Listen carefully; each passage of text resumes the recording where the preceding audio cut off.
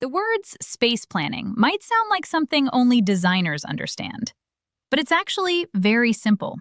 Space planning is just thinking about how a room should work before deciding where things go.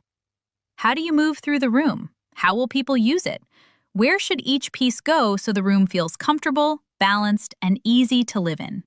Because even beautiful furniture can make a room feel wrong when everything is placed without intention.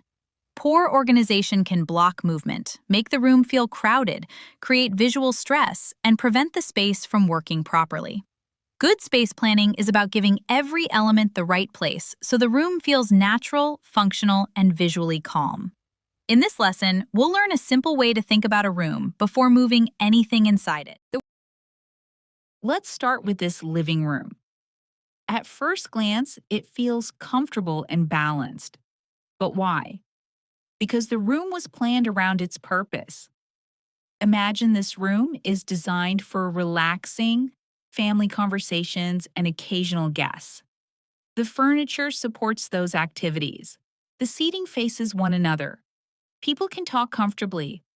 The focal point is easy to see. Nothing feels disconnected. Now let's look at the same room from above. This view helps us understand something important. Good space planning is not only about furniture, it's also about movement. Notice the open paths around the seating.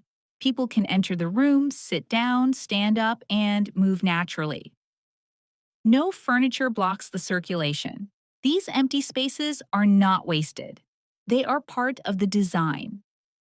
A room often feels comfortable not because it has beautiful furniture, but because it is easy to use. Most rooms need to support more than one activity. This bedroom is a good example. The room is not only for sleeping. It also includes a workspace and an area for relaxing. Instead of placing everything randomly, each activity has its own zone. The bed creates the sleeping zone. The desk creates the work zone. The chair creates a small reading and relaxation area. The room feels calm because every activity has a place.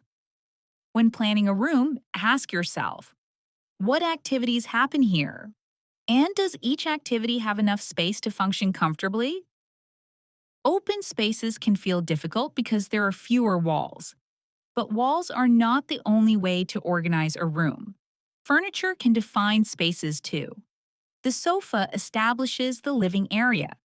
The island defines the kitchen. Lighting and rugs can reinforce those boundaries even more. Without these visual cues, open spaces can quickly feel confusing. Good space planning helps people immediately understand how the room should be used. Even without walls, the room feels organized because each area has a clear purpose and a clear identity. Space planning isn't really about furniture. It's about people, how they move, how they live, and how a room supports their daily life.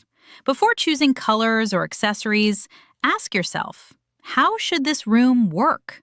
What activities happen here? Does every piece have enough space? And does the room feel easy to use?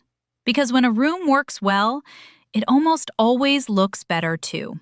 Before moving on, sketch one room in your home and identify its zones, circulation paths, and furniture relationships. Then continue to Chapter 7, Color, Light, and Mood.